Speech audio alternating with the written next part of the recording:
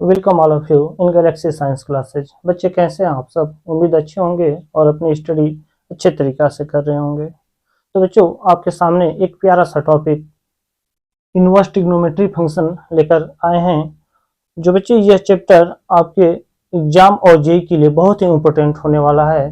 तो बच्चों, इस चैप्टर को स्टार्ट करने से पहले हम कुछ टॉपिक पे बात करना चाहेंगे, कुछ बेसिक टॉपिक पे बात करना चाहेंगे बच्चों। जैसे कि जो इस चैप्टर को सॉल्व करने के लिए बहुत ही जरूरी है। अगर ये चीजें आपको समझ में नहीं आ रही हैं, देन चैप्टर आप अच्छे तरीका से नहीं कर पाओगे। तो वे कौन से टर्म होंगे बच्चों? तो सबसे पहले तो आप यहाँ से फंक्शन को आपको जानना होगा कि फंक्शन है क्या बच्चे।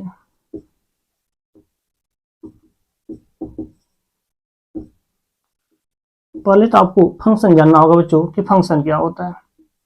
अगर आप फंक्शन, रिलेशन और फंक्शन नहीं पढ़े हैं तो जाकर के प्लेलिस्ट से वीडियो देख सकते हैं, जिससे इस चैप्टर पे एक अपना अच्छा कमांड बना पाए बच्चों, बेहतर तरीका से इस चैप्टर को आप पढ़ पाए। लेकिन फिलहाल के लिए मैं कुछ बेसिक टर्म्स फंक्शन का बता दे रहा हूँ यहाँ पे, क्योंकि एक्चुअल हम लोग स्टार्ट करने वाले हैं इनवर्स ट्रिग्नोमेट्री फंक्शन। तो फंक्शन पे थोड़ी सी बातें हम लोग 2-3 मिनट फंक्शन पे बातें करेंगे, जिससे आपको याद आ जाए वो चीजें। और जो बच्चे बिल्कुल नहीं पढ़े हैं, एक बार जरूर जाकर के वीडियो देख लें बच्चों। रिलेशन और फंक्शन का प्लेलिस्ट में आपको वीडियो मिल जाएगा। तो बच्चे, पहले हम बात करेंगे फंक्शन होता क्या है। तो आप कह सकते हो कि सर, जो फंक्शन होता है वो स्पेशल टाइप का रिलेशन होता है। क्या कह सकते हैं बच्चे कि जो फंक्शन होता है वो क्या होता है? एक स्पेशल टाइप का रिलेशन होता है। अजीब सी बातें लग रही है ना कि सर स्पेशल टाइप का रिलेशन क्या होता है। हाँ, अभी बता रहे हैं बच्चों कि वो स्पेशल टाइप का रिलेशन क्या होता है। तो first of all you can see the function is a special type of relation. क्या कर सकते हैं बच्चे? Function is a special type of relation। इस पॉइंट को याद रखना बच्चों कि जो फंक्शन होता है वो क्या होता है? एक स्पेशल टाइप का रिलेशन होता है। फंक्शन क्या होता है बच्चे? एक स्पेशल टाइप का रिलेशन होता है। मतलब हम ये कह सकते हैं बच्चे कि कोई भी रिलेशन एफ अगर सेट ए से बी में इस प्रकार डिफाइन हो, वो स्पेशल रिलेशन क्या होता है बच्चे? इस बात पर हम लोग विशेष करके फोकस करेंगे कि कोई रिलेशन एफ इस प्रकार डिफाइन हो सेट ए से सेट बी में कि सेट ए के हर एक एलिमेंट का सिंगल इमेज किस में बने बच्चों? सेट बी में बने। ठीक है, अगर सेट ए के हर एक एलिमेंट का सिंगल इमेज सेट बी में बनेगा तो आप कह सकते हैं एक जो स्पेशल टाइप का रिलेशन होगा सेट ए और सेट बी में, यह रिलेशन क्या कहलाएगा बच्चों? फंक्शन कहलाएगा। यह रिलेशन क्या हो जाएगा? आपका फंक्शन हो जाएगा। यानी यहाँ पे आप सिंपल तरीका से कह सकते हैं कि रिलेशन एफ, इसको डिफाइन करना होगा तो बच्चों बता सकते हो। इसको डिफाइन करने के लिए कह सकते हैं relation F from set A to set B, a relation f from set A to set B is called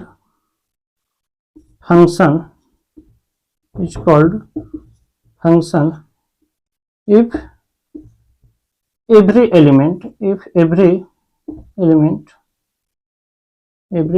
of set A has one and only one image in set B। देखना बच्चों, एक ये definition होगा आपका function का। यानी आप यहाँ पे स्टार्टिंग में देखें कि फंक्शन क्या था, तो बताएं बच्चे कि function is a special type of relation. जो फंक्शन होता है वो क्या होता है बच्चे? एक स्पेशल टाइप का रिलेशन होता है। इस स्पेशल टाइप के रिलेशन को आप फंक्शन कहते हैं। अब वो स्पेशल टाइप क्या था? तो हमने बताया कि रिलेशन या from set A to B, कोई ऐसा रिलेशन सेट ए से सेट बी में फंक्शन कहलाएगा जिसमें क्या होगा बच्चे? सेट ए के हर एक एलिमेंट का सिंगल इमेज किसमें बने? बी में बने बच्चों। सेट ए के हर एक एलिमेंट का सिंगल इमेज सेट बी में बने। जैसे कि अगर मान लीजिए बच्चों, अगर हमको डिफाइन करना होगा विजुअली, इसको हम दिखा सकते हैं। अगर ये रहा और ये आपका बी रहा और इसमें रिलेशन आप एफ दिखाना चाहोगे मान लीजिए हम ले ले रहे हैं ए बी सी और यहाँ पर ले ले रहे हैं 1 2 3। अगर मान लीजिए इसका इमेज बच्चों इसमें बन रहा है, इसका मैपिंग ए का बी का मैपिंग 2 से और सी का मैपिंग 3 से। देख रहे हैं बच्चों इसमें क्या हो रहा है, सेट ए के हर एक एलिमेंट का इमेज किसमें हो रहा है, सेट बी में हो रहा है। सेट ए के हर एक एलिमेंट का जो इमेज बन रहा है वो किसमें बन रहा है, सेट बी में बन रहा है। तो यहाँ पे जो सेट ए और सेट बी में जो रिलेशन होगा बच्चों, सेट ए और सेट बी में जो रिलेशन होगा, यह रिलेशन क्या कहलाएगा, फंक्शन कहलाएगा। यह रिलेशन क्या कहलाएगा बच्चे, फंक्शन कहलाएगा। क्लियर। तो एक जनरल सी बात है, एक सिंपल सी बात होगी फंक्शन के लिए। अब मैं उम्मीद कर रहा हूं कि यह फंक्शन आप अच्छी तरीके से आप कॉन्सेप्ट बना पा रहे होंगे कि फंक्शन एक्चुअल होगा क्या। यानी आपने देखा कि रिलेशन यह from set A to B, set A और सेट बी में कोई रिलेशन अगर यह है तो उसको हम फंक्शन कहेंगे कब, जब सेट ए के हर एक एलिमेंट का इमेज किसमें बने, सेट बी में बने। ठीक है, तो वह जो रिलेशन होगा क्या होगा, ए से बी में, वो फंक्शन कहलाएगा। यानी वो फंक्शन डिफाइन होगा ए टू बी। ओके, तो बच्चे ये जनरल सी बात हो गई फंक्शन के लिए। अब हम यहाँ पे लेकर आएंगे, आपको दोबारा रिटर्न करेंगे इनवर्स पर कि इनवर्स क्या होता है। तो बच्चे इनवर्स, तो अब इनवर्स को एक्चुअल प्रॉपर डिफाइन करेंगे इनवर्स फंक्शन के साथ हम। ठीक है, इनवर्स को हम इनवर्स फंक्शन के, इनवर्स का एक्चुअल मतलब हो जाएगा आपका, इनवर्स का एक्चुअल मीनिंग जो हो जाएगा बच्चों वो हो जाएगा आपका अपोजिट। ठीक है, जैसे x का इनवर्स हो जाएगा 1/x। ठीक है, तो अभी हम यहाँ पे इसको डिफाइन करेंगे। फिलहाल आपने फंक्शन को देख लिया। अब टाइप ऑफ फंक्शन होते हैं बच्चे, बहुत सारे टाइप होते हैं फंक्शन के। आप जाकर के फंक्शन का वीडियो देखेंगे, वहां पे आपको पता चलेगा। पॉलिनोमियल होता है, क्वाड्रेटिक होता है, एक्सपोनेंशियल फंक्शन होता है, लॉगरिथमिक फंक्शन होता है, मॉडुलस फंक्शन होता है, बहुत सारे फंक्शन होते हैं बच्चे। उसी में से एक फंक्शन होता है बच्चे आपका इनवर्स फंक्शन। एक फंक्शन कौन सा होता है, इनवर्स फंक्शन होता है बच्चे। ठीक है, तो अब इनवर्स फंक्शन की यहाँ पे हम बात करेंगे कि इनवर्स फंक्शन क्या होता है।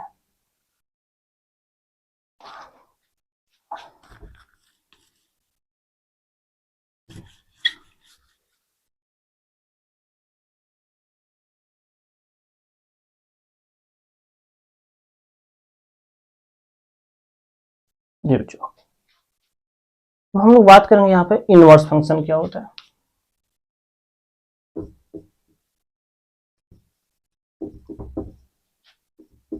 Inverse function,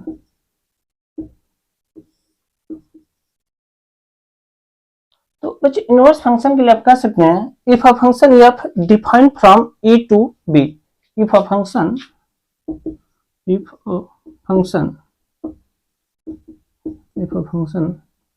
f defined from set A to set B, defined from A to B, then अगर कह रहे बच्चों यहाँ पे इफ अ फंक्शन एफ, यदि कोई function F A to B define हो, देन एच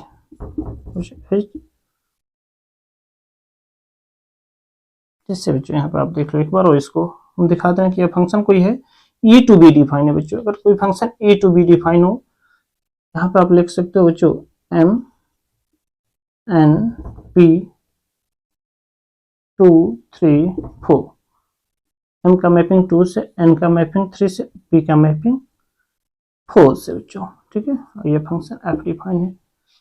अगर इसके अपोजिट बच्चों, अगर इसके अपोजिट अगर कोई function B to A define हो, अगर इसके अपोजिट कोई फंक्शन क्या हो बच्चे, बी टू ए डिफाइन हो, अगर कोई भी फंक्शन हो, कोई function F B to A define हो, तो ये जो फंक्शन होगा बी टू ए जो डिफाइन होगा फंक्शन, यह ओरिजिन फंक्शन का इनवर्स फंक्शन होगा बच्चों। क्या हो जाएगा, यह ओरिजिन फंक्शन का इनवर्स फंक्शन हो जाएगा। अगर इसको अगर आप विजुअली अगर दिखाना चाहोगे, दिखाओगे 2 3 4, और ये हो जाएगा बच्चे एम एन पी, 2 का मैपिंग एम से 3 से, और इसका मैपिंग कैसे हो जाएगा बच्चे 4 का मैपिंग पी से। ठीक है, ये एफ हो गया।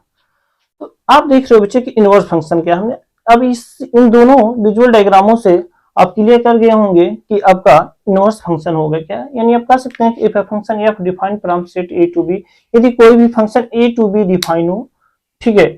तो और कोई दूसरा function B to A define हो तो जो second function B to A होगा वो ए टू बी का इनवर्स फंक्शन होगा।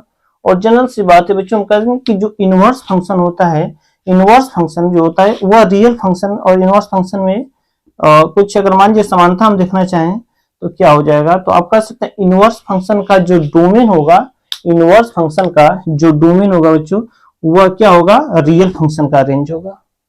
और इसका जो बच्चे डोमेन होगा इनवर्स का क्या हो जाएगा, आपका रेंज हो जाएगा। यानी इसमें आप ये कह सकते हैं कि जो इनवर्स फंक्शन और रियल फंक्शन है, दोनों फंक्शनों के डोमेन और रेंज आपस में क्या हो जाएंगे बच्चों, चेंज हो जाएंगे। इन दोनों के डोमेन और रेंज आपस में क्या हो जाएंगे, चेंज हो जाएंगे। यानी आप यहाँ पे अगर दिखाना चाहें तो दिखा सकते हो बच्चों, domain of function, domain of function equal to range of inverse function. देखना बच्चों, आप यहाँ पे domain of function equal to range of inverse function. Okay, और यहाँ आप कह सकते हैं range of function equal to domain of inverse function. ये दोनों बातें आपको याद रखनी होगी कि जो रियल फंक्शन का डोमेन होता है, रियल फंक्शन का जो डोमेन होता है वो इनवर्स का रेंज हो जाता है। रियल फंक्शन का जो डोमेन होता है वो क्या होता है बच्चों, इनवर्स का रेंज हो जाता है। और जो रियल का रेंज होता है, रियल फंक्शन का जो रेंज होता है वो इनवर्स फंक्शन का क्या हो जाता है, डोमेन हो जाता है। यानी आप ये कह सकते हैं कि इसके डोमेन व रेंज आपस में क्या हो जाते हैं, चेंज हो जाते हैं। इसके डोमेन व रेंज आपस में चेंज हो जाते हैं। तो बच्चे इस टॉपिक से आपने इनवर्स फंक्शन को भी क्या कर लिया, कंप्लीट कर लिया। और हम अब आपके हम मूल टॉपिक पर रिटर्न होते हैं बच्चों, इनवर्स ट्रिग्नोमेट्री फंक्शन पे, कि इनवर्स ट्रिग्नोमेट्री फंक्शन है क्या। बच्चों वीडियो को पॉज करके इसको अगर नोट करना चाहें तो आप नोट कर सकते हैं।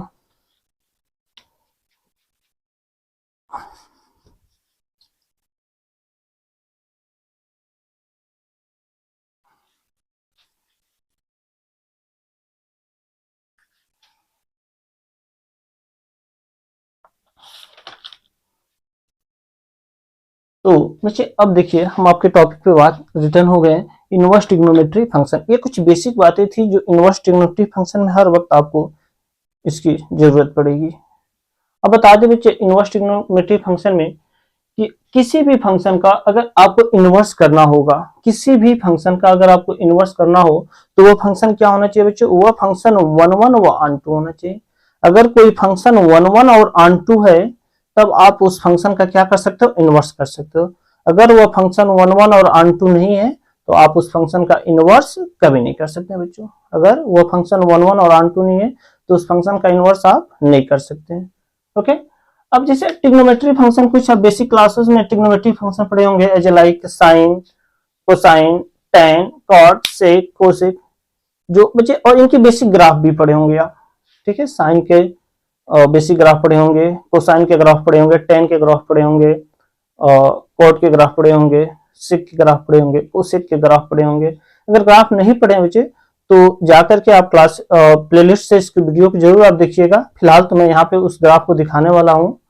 ओके, तो अगर बच्चे किसी भी साइन का, अगर मान लीजिए जनरली अगर कोई एक ऐसा ग्राफ में प्लॉट कर देता हूँ, ऐसे ग्राफ बच्चे मैंने ऐसे प्लॉट कर दिया, ऐसे कोई भी ग्राफ में प्लॉट कर दे रहा हूँ, एक ऐसे लहरनुमा एक ग्राफ में प्लॉट कर दे रहा हूँ, तो जाहिर सी बात है अगर बच्चे अगर आप पढ़े हुए तो तुरंत आपको ऐसा पता चल गया होगा। ऐसा इस ग्राफ को देखते ही आप कह सकते हैं कि सर ये साइन एक्स का ग्राफ है। किसका ग्राफ है, साइन एक्स का ग्राफ है, साइन एक्स का ग्राफ है। ओके, तो फर्स्ट ऑफ ऑल बच्चे अभी हम आपको बताएं कि अगर किसी भी फंक्शन का इनवर्स आप करेंगे तो इनवर्स आप उसको तभी कर सकते हैं कि वह फंक्शन क्या होना चाहिए, 1 1 होना चाहिए और क्या होना चाहिए, ऑन 2 होना चाहिए। अगर वह फंक्शन 1 1 और ऑन 2 है तभी उस फंक्शन का क्या किया जा सकता है बच्चों, इनवर्स किया जा सकता है। तो अब इस ग्राफ को देख करके आप इस ग्राफ को देख करके क्या कर सकते हैं कि यह ग्राफ 1 1 है। अगर कोई एक हॉरिजॉन्टल लाइन हम ड्रॉ कर रहे हैं तो आप देख रहे हो बच्चे क्या हो रहा है, अगर कोई एक हॉरिजॉन्टल लाइन आप ड्रा कर रहे हो तो यह हॉरिजॉन्टल लाइन इस ग्राफ को दो जगहों पे, दो क्या और इससे अधिक जगहों पे क्या करिए, इसको इंटरसेक्ट कर रही है। मतलब हम ये कह सकते हैं कि अदर इनपुट के लिए इसका आउटपुट जो हो रहा है वो क्या हो रहा है, सेम हो जा रहा है। अदर इनपुट के लिए ये यहाँ पे x1 और ये x2 के लिए क्या है, इसका जो आउटपुट है वो सेम है। y का वैल्यू सेम है। यानी ये जो फंक्शन होगा बच्चे, ये फंक्शन 1 1 नहीं होगा, ये फंक्शन क्या होगा आपका 1 1 नहीं होगा।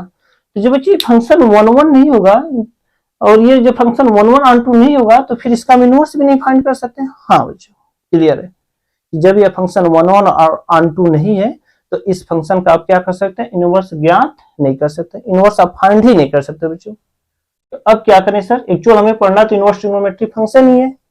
हाँ, हमको अभी इनवर्स ट्रिग्नोमेट्री फंक्शन पढ़ना है।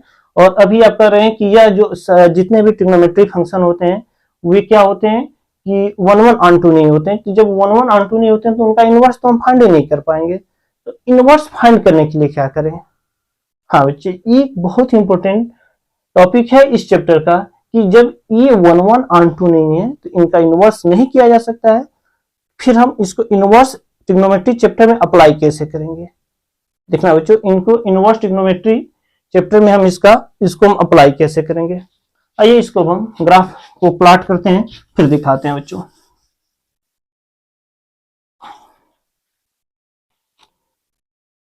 जैसे बच्चे y equal to F X equal sine X, इसका ग्राफ हम लोग प्लॉट करते हैं बच्चों, इसका ग्राफ हम लोग प्लॉट करते हैं।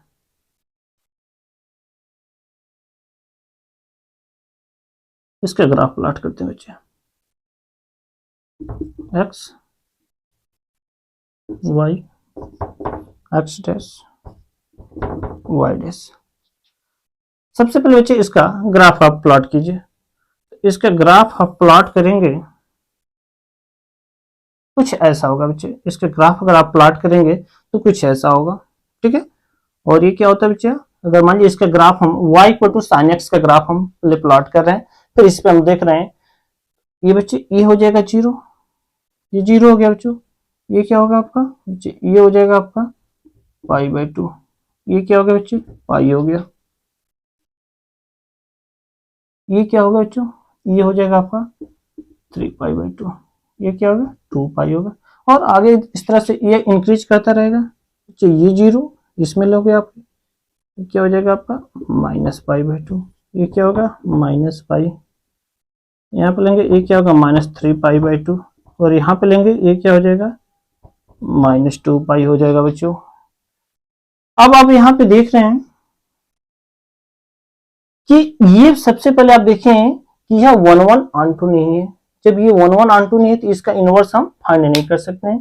तो अब इनवर्स फाइंड करने के लिए क्या करेंगे बच्चों, तो अब इनवर्स फाइंड करने के लिए अगर बच्चे अगर आप ऐसे सपोज करो ना कि मान लो कि ये ग्राफ केवल इतना होता, सपोज करो -3π/2 टू -π/2 होता, यानी केवल ग्राफ इतना होता, केवल ये होता ग्राफ बच्चों, ठीक है। फिर तो ये 1 1 हो जाता, या ये ग्राफ हो जाता बच्चे यहाँ -π/2 से π/2 हो जाता, ये भी हो जाता। अगर मान लीजिए कि यह π/2 से 3π/2 हो जाता, फिर ये भी हो जाता। यानी एक आइडिया, इससे भी एक आइडिया हमको आ रहा है बच्चे, क्या आइडिया आ रहा है कि इस ये जो होता है कि अपने नेचुरल डोमेन में तो जो y equal to sine X है अपने नेचुरल डोमेन में क्या है, ये 1 1 ऑन 2 नहीं है। बट अगर इसके डोमेन को हम रिस्ट्रिक्टेड कर देते हैं बच्चे, इसके डोमेन को हम क्या करते हैं रिस्ट्रिक्टेड कर देते हैं, तो उस पोजीशन में ये क्या हो सकता है, तो उस पोजीशन में यह 1 1 ऑन 2 हो सकता है। और जब उस पोजीशन में 1 1 ऑन 2 हो जाएगा तो इसका हम क्या करेंगे इनवर्स फाइंड कर लेंगे। ओके, तो बच्चे अब हम देखिए क्या करेंगे, जैसे हमने यहाँ पे देखा था कि यहाँ से यहाँ तक आप ले लो। हाँ बच्चों, यहाँ से यहाँ तक आप ले सकते हैं, ये हो जाएगा, या तो यहाँ से यहाँ तक आप ले सकते हो, या यहाँ से यहाँ तक ले सकते हैं, या यहाँ से आप यहाँ तक ये ले सकते हो, ठीक है। इसमें अब कोई भी आप देख रहे हो ये क्या होगा, यहाँ से यहाँ तक देख रहे हो तो फिर 1 1 हो जाएगा, यहाँ से यहाँ तक देखोगे 1 1, कोई भी क्या करोगे, कोई एक हॉरिजॉन्टल लाइन अगर स्केच करोगे तो इसको क्या करेगा 1 टाइम इंटरसेक्ट करेगा, यानी 1 1 हो जाएगा यहाँ, ठीक है। यहाँ से यहाँ तक लोगे तो ये 1 1 हो जाएगा। यानी अब इसके डोमेन को हम क्या कर देंगे रिस्ट्रिक्ट कर देंगे, ठीक है। इसके डोमेन को हम रिस्ट्रिक्ट कर देंगे, और जब इसका डोमेन रिस्ट्रिक्ट हो जाएगा बच्चों तो फिर क्या हो जाएगा, इसका इनवर्स बहुत ही इजीली फाइंड किया जा सकता है। इसका इनवर्स तब क्या हो जाएगा बच्चों, बहुत ही इजी वे से हम फाइंड कर सकते हैं। ओके, तो मान लीजिए अब हम इसका डोमेन हम ले रहे हैं, पहले इसके रियल डोमेन की, इसके नेचुरल डोमेन की हम बात करते हैं बच्चों। इसका नेचुरल डोमेन क्या होगा, नेचुरल डोमेन, तो इसका नेचुरल डोमेन जो हो जाएगा बच्चे ऑल रियल नंबर हो जाएगा। इसका नेचुरल डोमेन क्या हो जाएगा, ऑल रियल नंबर हो जाएगा। और इसका रेंज क्या होगा बच्चे, देख रहे हैं यहाँ पे क्या होगा +1 और यहाँ पे हो जाएगा आपका -1, तो इसका रेंज हो जाएगा -1 to +1 हो जाएगा। ये इसका नेचुरल डोमेन है, तो नेचुरल डोमेन होगा ऑल रियल नंबर और जो रेंज हो जाएगा -1 to +1 हो जाएगा बच्चे। अब देखिए, अब आप रेस्ट्रिक्टेड डोमेन की बात करेंगे।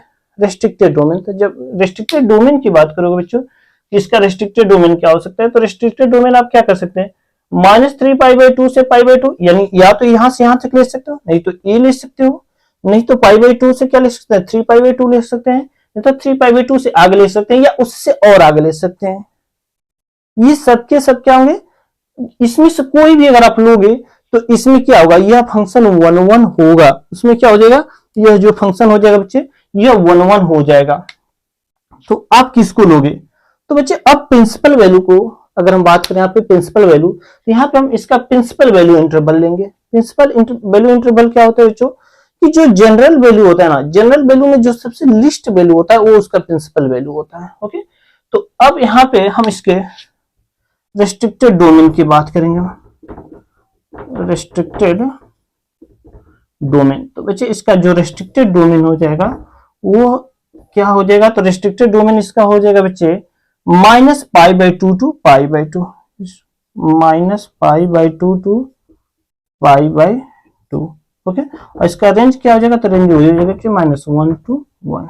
ओके, तो अब देखिए, अब ये अपने ये जो फंक्शन होगा अपने रेस्ट्रिक्टेड डोमेन में क्या होगा, अपने रेस्ट्रिक्टेड डोमेन में बच्चों ये क्या होगा, आपका 1 1 होगा। अब रेस्ट्रिक्टेड डोमेन की बात करेंगे तो आप इसकी बात करोगे और यहां से इसकी बात करोगे। देखिए, एक हम क्या करेंगे, हॉरिजॉन्टल लाइन स्केच कर रहे हैं, तो क्या करें, इसको 1 टाइम ही तो इंटरसेक्ट कर रहा है, देख लीजिए 1 टाइम इंटरसेक्ट कर रहा है। ठीक है, अब यह फंक्शन अपने रिस्ट्रिक्टेड डोमेन में एक क्या हो गया, या 1 1 और 1 2 हो गया, और इसका अब इजी वे से क्या कर सकते हैं, आप इनवर्स फाइंड कर सकते हो। ओके, तो अपने रेस्ट्रिक्टेड डोमेन में क्या हो जाएगा बच्चों, रिस्ट्रिक्टेड डोमेन में अपने यह 1 1 और 2 होगा। अब इस जब ये 1 1 और 2 हो गया तो इसका इनवर्स भी हम फाइंड कर सकते हैं। यानी अब इनवर्स के लिए अब क्या हो जाएगा बच्चे, इनवर्स के लिए अब हम देखेंगे, तो इनवर्स के लिए डोमेन क्या होगा और रेंज क्या होगा। तो इनवर्स के लिए जो डोमेन होगा बच्चे, तभी यहां से देखिएगा अपोजिट हो जाता है, इससे पहले अभी हम डिफाइन किए थे, बताए थे। तो अपोजिट क्या होगा, तो जो इसका रेंज है उसका डोमेन हो जाएगा, तो इसका डोमेन क्या हो जाएगा आपका -1 to 1 हो जाएगा, और इसका जो डोमेन रेस्ट्रिक्टेड का जो डोमेन है बच्चों, ये क्या हो जाएगा, रेंज हो जाएगा, तो ये हो जाएगा आपका -π/2 to π/2। ये क्या हो जाएगा, -π/2 to π/2।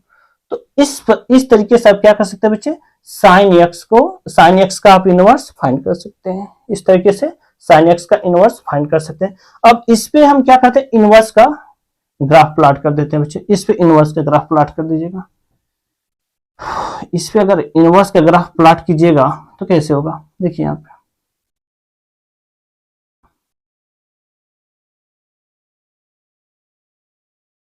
इस पे हम लोग इनवर्स का ग्राफ प्लॉट कर रहे हैं बच्चे।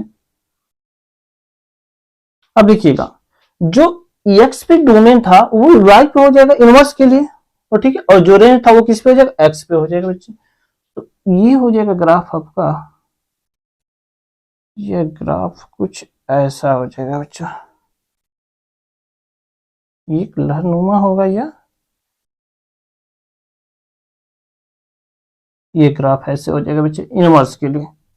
ओके, इनवर्स के लिए ग्राफ क्या हो जाएगा, ऐसे हो जाएगा, ये 0, ठीक है, ये 0 हो गया बच्चे। ये क्या होगा आपका, ये हो जाएगा π/2, और ये क्या हो गया आपका पाई। इसके आगे लेके चलेंगे तो इसके आगे लेकर जाइएगा तो क्या हो जाएगा बच्चे आपका, ये हो जाएगा 3π/2। मान लो इसको और थोड़ा सा और ऐसे ले जाते आप, ऐसे ले जाओगे आप, ठीक है, और ये क्या हो जाएगा आपका, ये हो जाएगा 2π। नीचे लाओगे बच्चे, ये क्या हो जाएगा आपका -π/2, ये क्या होगा -π, ये हो जाएगा आपका -3π/2, और ये क्या हो जाएगा -2π। ओके, अब देखना बच्चों, ये जो होगा आपका, ये होगा आपका +1, और ये होगा बच्चे, ये क्या हो जाएगा आपका -1। तो ये जो ग्राफ होगा बच्चे ना, ये जो ग्राफ होगा यहां से देख रहे हैं, ये जो ग्राफ होगा ये किसका, y equal to sine inverse x का हो जाएगा बच्चे।